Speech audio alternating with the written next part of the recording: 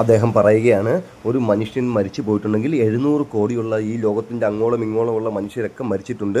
അവർക്കൊക്കെ ലോകാവസാനത്തിന് ശേഷമാണ് വിചാരണയെങ്കിൽ ഇത്രയും സമയം അവരവിടെ കാത്തു നിൽക്കേണ്ടതായിട്ട് വരില്ലേ എന്ന് ചോദിക്കുകയാണ്. നിങ്ങളോട് ചോദിക്കുകയാണ്, നമ്മളൊക്കെ ജനിക്കുന്നതിന് മുമ്പ് അനേകായിരം വർഷങ്ങൾ കടന്നു വന്നില്ലേ ഈ പ്രപഞ്ചമുണ്ടായിട്ട്? അപ്പോൾ ഉള്ള സമയത്തെക്കുറിച്ച് നമുക്ക് ഇതുവരെയെങ്കിലും ബാധകമായിട്ട് തോന്നിയിട്ടുണ്ടോ? ഒരിക്കലും ഇല്ലല്ലേ. നമ്മൾ ജനിച്ചതിന് ശേഷമുള്ള സമയം മാത്രമാണ് നമുക്ക് ബാധകമായി മാറിയിട്ടുള്ളത്. അതായത് ആത്മാവ് ശരീരത്തിലുള്ളപ്പോൾ മാത്രമാണ് നമുക്ക് സമയത്തിൻ്റെ ദൈർഘ്യം ബാധകമാകുന്നത്.